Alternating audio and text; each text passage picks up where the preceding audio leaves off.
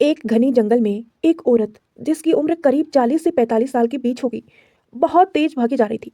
उसके कपड़े बहुत गंदे और पूरी तरह से फटे हुए थे। उसका चेहरा भी बहुत बुरी तरह से डैमेज हो गया था। वो औरत एक समय पर एक बहुत ही फेमस एक्टर थी। लोग उसकी खूबसूरती से चिढ़ते थे, लेकिन आज उसके चेहरे से सभी घिन खाते हैं। आज कोई भी उसे नहीं पहचानता। वो औरत भागते भागते एक कॉटेज पहुंचती है।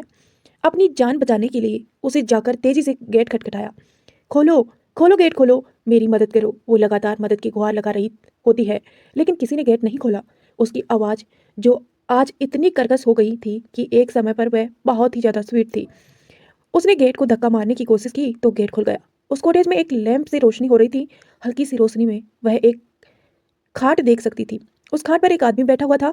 उसने अपने आप को एक ब्लैंकेट से कवर किया हुआ था, इसीलिए उस आदमी का चेहरा नहीं दिखाई दे रहा था।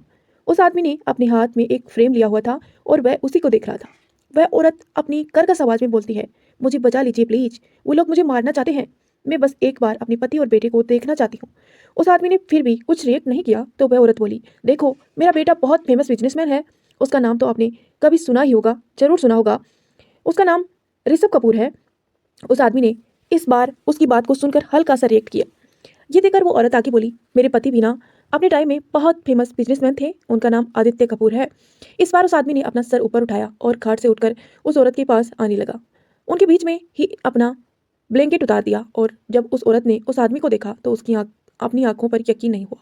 वो आदमी एक वक्त पूरे देश का सबसे ज्यादा हैंडसम आदमी था। आज उसका चेहरा झुर्रियों से भरा था। उसकी दाढ़ी सालों से शेव ना करने की वजह से बहुत लंबी हो चुकी थी। उसकी शर्ट भी बहुत पुरानी सी लग रही थी, जबकि एक समय पर वो आदमी कस्टम मेड कपड़े पहना करता था। आज वो यहाँ अकेला इस झोंपड़ी में दिन काट रहा था, जबकि एक वक्त था जब ये आदमी दर्जनों बॉडीगार्ड्स और बड़े बड़े बिजनेसमैन, सेलिब्रिटीज और पॉलिटिशियंस और मीडिया से घिरा रहता था। उसको इस हालत में देखकर उस औरत की आंखों में आंसू आ गए। उस आदमी की इस हालत की जिम्मेदार वही थी, आदित्य। उस औरत ने रोते हुए कहा। उस आदमी की आंखों में भी आंसू आ गए। वो कपकपाती आवाज में बोला, इसी का। इसिका को आदित्य के मुंह से अपना नाम सुनकर बहुत खुशी हुई। उसे यकीन ही नहीं हो रहा था कि आदित्य ने उसे इस हालात में भी आसानी से पहचान लिया, जबकि वो तक खुद को नहीं पहचान पाती थी। वो रोते हुए आदित्य के गले लग गई। आदित्य ने उसे कस कर हाँ कर लिया। उनके हाथों में जो फोटो फ्रेम गिरा था वो उन दोनों की शादी का फोटो फ्रेम था, जिसमें आदित्य बिना किसी एक्सप्रेशन के था। लेकिन ये तो सिर्फ वही जानता था कि उसके मन में कितनी खुशी थी अपने प्यार से शादी करने पर। दूसरी तरफ इसी का उस फोटो में बहुत ही उदास लग रही थी, क्योंकि वो ये शादी उसकी मर्जी से नहीं हुई थी, बल्कि इसलिए हो रही थी क्योंकि वो प्रेग्नेंट थी। लेकिन ना ही वो ये बच्चा चाहती थी और ना ही ये शादी, लेकिन उसे फोर्स किया गया था। फोर्स करने वाला आदित्य ही था, इसलिए उसने हमेशा आदित्य और अपने बेटे से नफरत की। लेकिन उन दोनों ने हमेशा ही उनको बहुत प्यार दिया। लेकिन तब उनको ये सब कहा समझ आता, वो तो पागल थी किसी और के प्यार में। उस इंसान के लिए उसने आदित्य और ऋषभ दोनों को छोड़ दिया। यहाँ तक कि आदित्य ने जो 60% शेयर उसके नाम किए थे वो सब भी उस आदमी को सौंप दिया। लेकिन बदले में उसे क्या मिला? वो आज जिस हालत में थी वो उस आदमी की बदौलत ही तो थी। आदित्य ने उसे थोड़ी देर बाद खुद से अलग करके उसे ऊपर से नीचे तक चेक किया तो उसकी आंखों में खून सवार हो गया। लेकिन वो उसे कुछ कहता या उसे कुछ पूछता, उससे पहले ही खुले गेट से एक के बाद एक बहुत सारे लोग आए, जिनको देख इसी का फिर से उसके गले लग गई। वो उनको देख अपने ऊपर हुए उन जुल्मों को याद कर कांपने लगती है। उन लोगों में एक आदमी और एक औरत थे जो उनकी ही हम उम्र के थे। एक आदमी 20 से 25 साल के बीच का लड़का और बहुत सारे बॉडीगार्ड थे। ओह, तो भागते भागते आखिर तुम अपनी ही आशिक के पास पहुंच गई। चलो अच्छा हुआ मिल लिए तुम दोनों। आज तेरे साथ साथ इसे भी खत्म कर दूंगा, वो आदमी बोला। ये वही आदमी था जिसने सिका की जिंदगी को बर्बाद किया था। उसकी बात सुन वो औरत बोली, अमित तुम ये क्या कह रहे हो? मेरा मन अभी तक इस कमीनी इसिका को टॉर्चर करके नहीं भरा है। मैं इसकी जिंदगी भर टॉर्चर करना चाहती हूँ। तभी वो लड़का बोला, मॉम बस भी करो, अब इतने सालों से इसे टॉर्चर करते आपका जी नहीं भरा? अमित बोला, रूपाली, मोहित ठीक कह रहा है। वो वैसे भी अब इसमें खत्म करना जरूरी हो गया है, वरना अब इसका बेटा इतना पावरफुल हो गया है कि किसी दिन भी हमारा ठिकाना ढूंढ कर इसको बचा ले जाएगा। फिर यह दुनिया को बता देगी कि किस तरह हमने पहले इसका यूज किया और फिर इसे टॉर्चर किया। रूपाली ने मुंह बनाकर कहा, ठीक है, लेकिन मैं खुद अपने हाथ से इसे शूट करूंगी।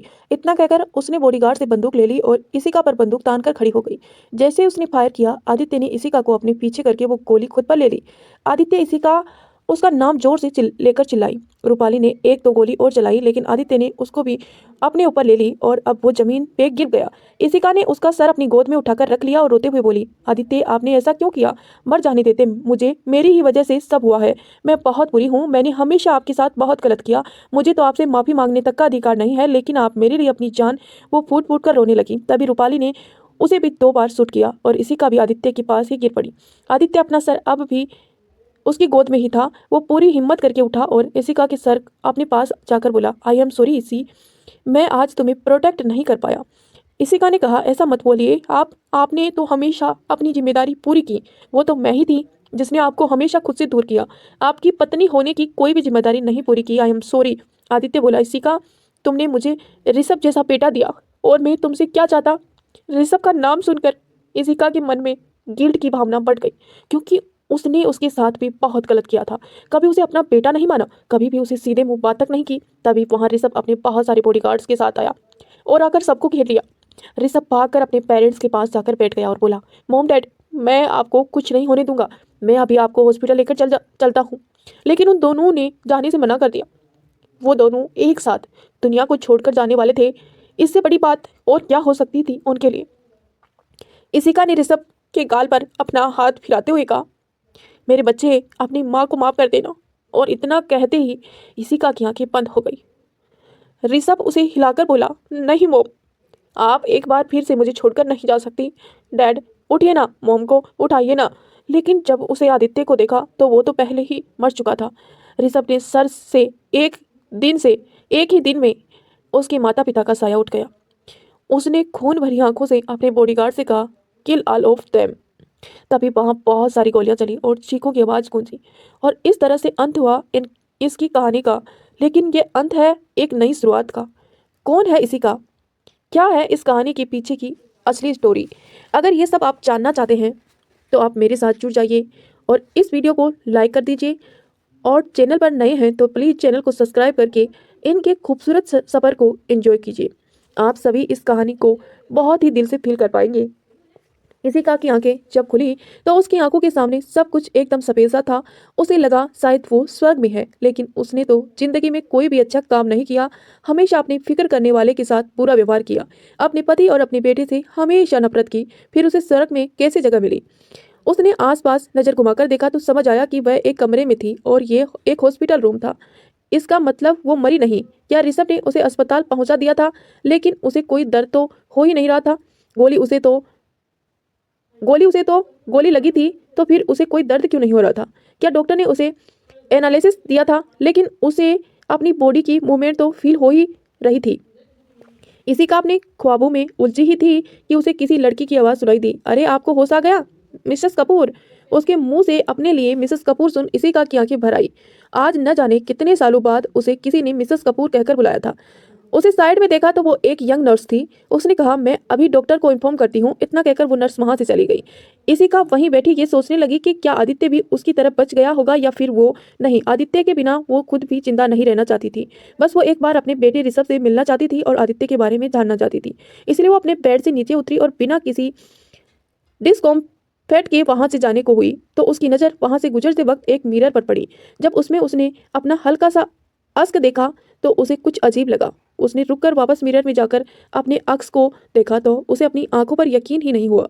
इस टाइम मिरर में उसे अपना 25 साल वाला रूप दिखा। उसने हैरानी से अपने चेहरे पर हाथ फिराया तो उसका रिएक्शन भी मिरर में वैसा का वैसा ही करने लगा। तभी उसकी नज़र उसकी दूध से गोरे और सुंदर हाथों पर गई, जो कि रूपाली के टॉर्चर के बाद बहुत गंदे लगने लगे थे। उसके नाखून भी बहुत सुंदर और मैनिक्योर किए हुए थे, बिल्कुल उसी तरह जैसे वो उस टाइम बनकर रहती थी। क्यों, वो एक फेमस एक्टर थी। उसने जल्दी से अपने पेट को छूकर देखा तो उस पर गोली का कोई निशान नहीं था। तो क्या उसका फिर से जन्म हुआ था?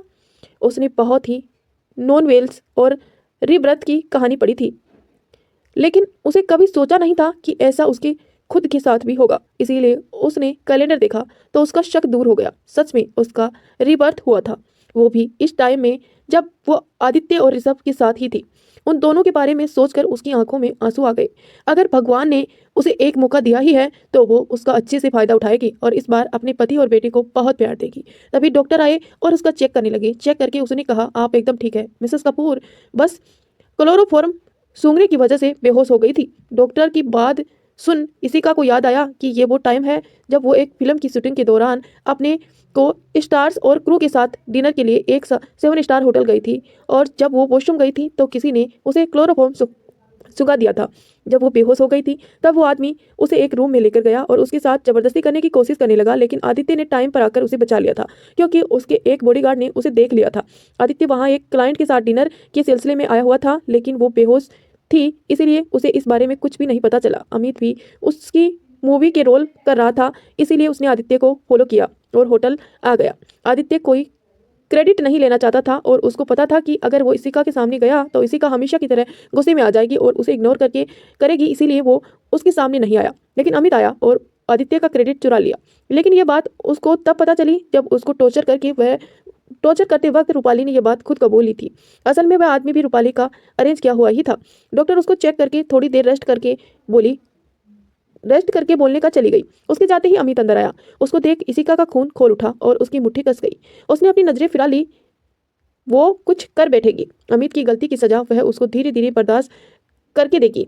अमित देखने में काफ़ी हैंडसम था और वो उसकी मूवी का सेकंड लीड भी था। वो हमेशा इशिका की मीठी मीठी बातें करके उसको अपने जाल में फंसाने की कोशिश करता था और उसके जाल में फंसकर ही इशिका ने अपनी जिंदगी को सबसे बड़ी भूल की थी, लेकिन इस बार वो उस गलती को नहीं दोहराएगी। अमित उसके पास आया और पैनिक होकर होने की एक्टिंग करते हुए पूछा, इसी तुम ठीक हो ना? ऑफ कोर्स, मुझे क्या हुआ? इशिका ने बिना किसी एक्सप्रेशन से कहा।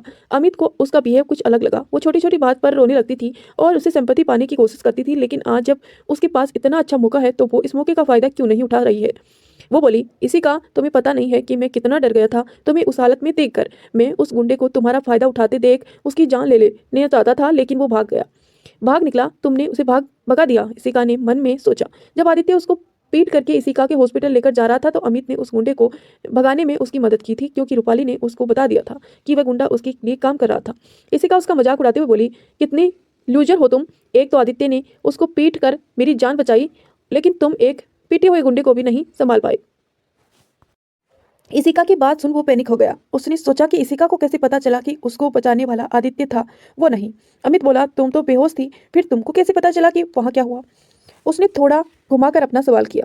इशिका बोली, वेरी सिंपल, मैं अपनी बॉडी पर अभी भी आदित्य की परफ्यूम की फ्रेग्रेंस को स्मेल कर सकती हूँ, जिससे प्रूव होता है कि आदित्य ही वहाँ थे।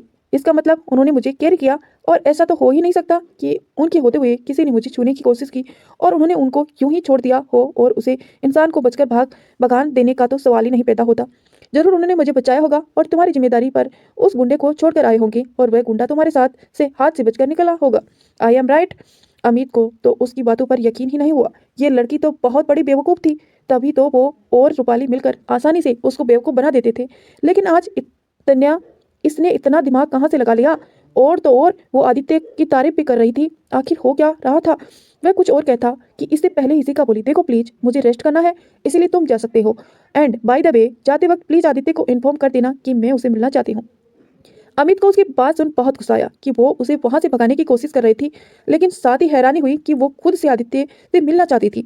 वो तो आदित्य से नफरत करती थी और हमेशा उसे दूर भागती थी, तो फिर आज खुद उसे क्यों बुला रही थी? अमित ने अपना गुस्सा कंट्रोल करते हुए कहा, ठीक है, फिर मैं तुमसे कल मिलूंगा, गुड नाइट। इतना कहकर वो वहां से जल्दी से चला गया, क्योंकि उसे डर था कि एक और पल वो वहां रुका तो उसका असली रूप इशिका के सामने आ जाएगा। क्या है अमित का असली रूप? क्यों करती थी इशिका अमित से इतनी नफरत? ये सब हम थोड़ी देर में जानेंगे, लेकिन प्लीज़ दोस्तों, उससे पहले वीडियो को लाइक कर दीजिए, क्योंकि आपका एक लाइक मुझे बहुत मोटिवेट करेगा। और हो सके तो कमेंट करके अपनी राय कमेंट बॉक्स में जरूर बताना कि आपको ये स्टोरी कैसी लगती है। अमित के जाने के ठीक 5 मिनट बाद गेट का नॉक हुआ।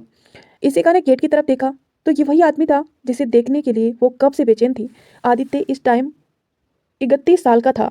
वो बहुत ही हैंडसम था, मस्कुलर बॉडी, 6 एब्स और एक शानदार ओरा, और वो सच में इंडिया का मोस्ट वांटेड बैचलर था। वेल, सिर्फ दुनिया की नज़र में, क्योंकि उसकी मैरिड होने की बात किसी को भी नहीं पता थी, बस कुछ गिने चुने लोगों को ही छोड़कर। आदित्य एकटक इशिका को ही निहारने जा रहा था। उसको यकीन नहीं हो रहा था कि आज पहली बार इशिका खुद से उसे मिलना चाहती थी। वो तो उसका मुंह तक देखना पसंद नहीं करती थी, उसको देखकर हमेशा इग्नोर करती थी, यहाँ तक कि वो दोनों एक बेडरूम भी शेयर नहीं करते थे। इशिका के सामने अगर वो गलती से भी आ जाता तो उसे इग्नोर कर देती थी। इशिका को भी उसकी आंखों में हैरानी साफ दिखाई दे रही थी, जिसे देख उसका दिल दुखा। ये सब उसकी ही गलती थी, जो आज उसका पति उसकी एक छोटी सी रिक्वेस्ट पर भी शक कर रहा था। तभी इशिका को मन किया कि उसे अंदर बुलाने का, लेकिन उसे समझ नहीं आ रहा था कि वो कैसे उसे बुलाए। अचानक उसके दिमाग में कुछ सूझी और उसे साइड टेबल पर रखे पानी के गिलास को उठाने का इशारा करते हुए ऐसे शो करने लगी कि उसको बहुत मुश्किल हो रही है उस गिलास को उठाने में। आदित्य उसकी एक्टिंग एक सेकंड में पहचान गया। ऐसा इसलिए नहीं क्योंकि वो अच्छी एक्टिंग नहीं कर रही थी, बल्कि ऐसा इसलिए क्योंकि आदित्य को पता था कि वो एकदम फिट है। आखिर वो सिर्फ क्लोरोफॉर्म सूंघने से बेहोश हुई थी। उसका कोई एक्सीडेंट थोड़ी ही हुआ था कि उसको उठाने में प्रॉब्लम हो, लेकिन फिर भी वो उसको एक्सपोज नहीं करना चाहता था, फिर चाहे वो उस पर उसे छूने के लिए उत्साही क्यों ना करे। वो इशिका के बेड के पास गया और उसको बैठने में मदद करने लगा।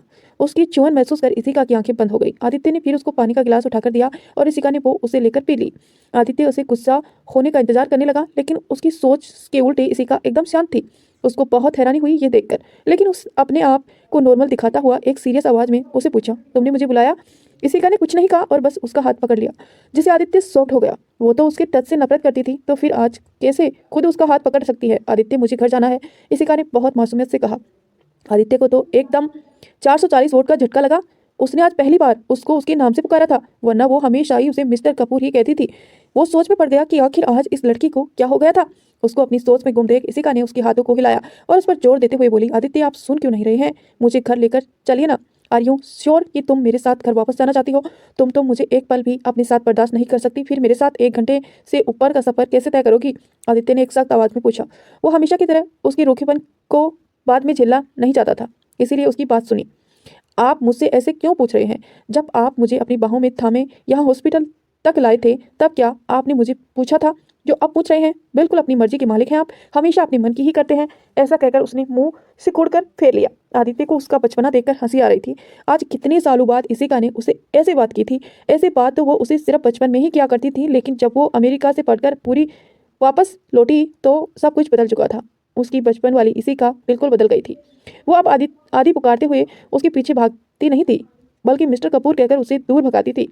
आदित्य का दिल पिघल गया और वो बोला, ठीक है, चलो चलते हैं। उसकी बात सुन इशिका झट से बेड से उतर गई, लेकिन उसे आदित्य का हाथ नहीं छोड़ा और आगे बढ़ते हुए वो तो चलने लगी।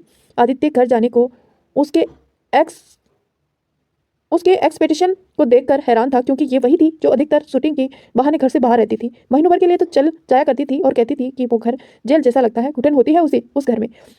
लेकिन आज शायद उसे क्लोरोफॉर्म को सूंघने के बाद उसका दिमाग का कोई नट लूज हो गया था। शायद ऐसा सोचकर वो इशिका के पीछे पीछे चलने लगा। दोनों जब हॉल से गुजरे ही रहे थे कि अचानक आदित्य ने उसको रोक दिया। इशिका ने हैरानी से उसकी तरफ देखा और पूछा, क्या हुआ? आदित्य ने उसका फोन पॉकेट में निकाला और किसी को फोन लगाते हुए कहा, जल्दी से मेरे और मैडम के लिए फेस मास्क और गॉगल्स ले आओ। इशिका समझ गई कि ऐसा उसने इसलिए किया क्योंकि वो एक एक्टर थी, तो दूसरी तरफ आदित्य भी ऑल ओवर कंट्री फेमस था। थोड़ी देर में आदित्य का बॉडीगार्ड उसके लिए फेस मास्क और गॉगल्स ले आया। दोनों ने जल्दी से उन्हें लगाया और हॉस्पिटल से बाहर आ गए। वो हॉस्पिटल आदित्य का ही था, इसीलिए डिस्चार्ज की फॉर्मेलिटी उन्हें खुद रुककर पूरी करने की जरूरत नहीं थी। इशिका और आदित्य बाहर अपनी लग्जरीज कार में आकर बैठे और ड्राइवर ने कार स्टार्ट कर दी। उसके पीछे 4 कार बॉडीगार्ड से भरी हुई उनको फॉलो कर रही थी। इशिका ने अभी तक उसका हाथ नहीं छोड़ा था और आदित्य को उसे क्या ही परेशानी हो सकती थी भला, इसीलिए उसने भी कुछ नहीं कहा। इशिका अपने साइड की विंडो के बाहर की तरफ देख रही थी, तो वहीं आदित्य एक साथ हाथ से अपने फोन से काम कर रहा था। थोड़ी देर बाद उनको अचानक ही किसी की नज़र खुद पर महसूस हुई, तो उसने इशिका की तरफ देखा जो उसको एकटक देखे जा रही थी। आदित्य ने उसको देखा तो उसकी आंखों में खो ही गया।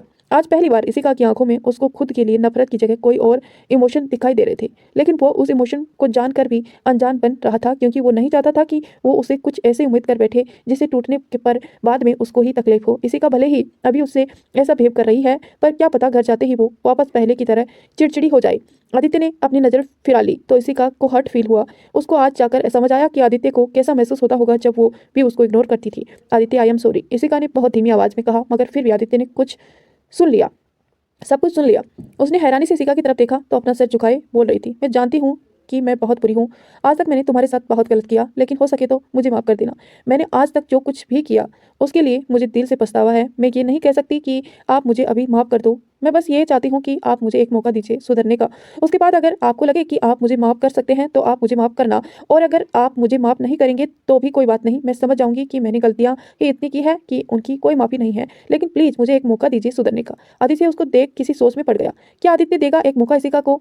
कैसी गलती की है इशिका ने ये पास्ट में? ये सब हम जानेंगे थोड़ी देर में, लेकिन उससे पहले आप वीडियो को लाइक कर दीजिए और चैनल पर नए हैं तो सब्सक्राइब करके नोटिफिकेशन ऑन कर लीजिए। और प्लीज़ दोस्तों कमेंट करके अपनी राय जरूर बताना कि आपको इशिका और आदित्य की ये अनमोल प्रेम कहानी कैसी लग रही है। अगर मैं तुम्हें एक मौका दूं तो तुम क्या करोगी, कैसे सुधरोगी खुद को, आदित्य ने पूछा। मैं एक अच्छी वाइफ और मदर बनकर दिखाऊंगी, इशिका ने एक्साइटमेंट में कहा। आदित्य की आंखें में एक सच्चाई दिखी, लेकिन वह खुद को और ऋषभ को कोई भी झूठे होप में नहीं देखना चाहता था, खासकर ऋषभ को। आज तक इशिका ने उसके साथ कितना गलत किया और वो इतनी आसानी से नहीं भूल सकता। 5 साल का हो गया था वो, लेकिन आज तक इशिका ने उसे प्यार से गले तक नहीं लगाया था। उस बेचारे ने भी अब इशिका की नफरत के साथ रहना सीख लिया था। ऐसे में अब अचानक इशिका उसकी माँ का प्यार दे और कहीं आगे चलकर उसका मूड चेंज हो गया तो क्या वो फिर से उसे और ऋषभ से नफरत करने लगेगी। ऐसे में भले ही वो खुद को संभाल ले, लेकिन ऋषभ उस 5 साल के बच्चे को वो कैसे संभालेगा।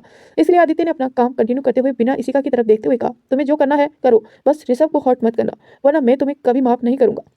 इशिका के लिए इतना ही काफी था। आखिर वो इससे ज्यादा की उम्मीद भी कैसे कर सकती थी। कम से कम अब उस पर एक चांस तो होगा आदित्य और उसके बेटे के करीब जाने का, और इस बार वो फेल नहीं होगी। थोड़ी देर में दोनों घर पहुंच गए। कपूर मेंशन एक शानदार विला था। पूरा विला गार्डन से कवर था। चप्पे चप्पे पर गार्ड्स थे जो आदित्य और इशिका को जैसे जैसे वो उनके करीब से गुजर रहे थे सभी ग्रेट कर रहे थे। इशिका की आंखें थोड़ी सी नम हो गई। आखिर वो इतने सालों बाद जो लौटकर यहाँ आई थी, क्योंकि वो अपने पिछले जन्म में इस विला को अगले आने वाले 2 सालों में छोड़कर जो चली गई थी, क्योंकि वो अपने पिछले जन्म में इस विला को अगले आने वाले 2 सालों में छोड़कर जो चली गई थी। जब वो विला में पहुंची तो वह बस हाउसकीपर ही जगा हुआ था।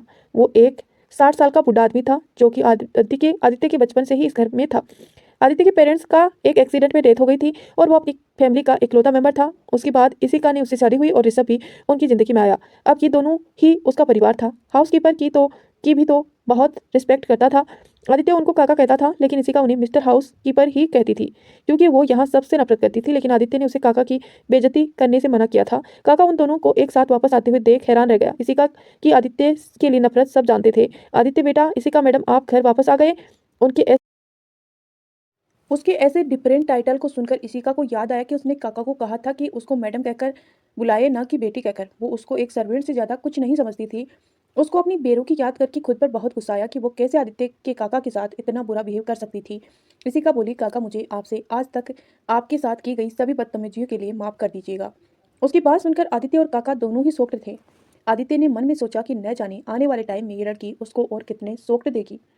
तो वहीं काका को तो यकीन ही नहीं हुआ कि इशिका उससे इतनी प्यार से बात कर रही थी और तो और उसे माफ़ी भी मांग रही थी। वो कुछ कहने को हुआ, लेकिन आदित्य ने उसे एक इशारा किया जिसे वो समझ गया।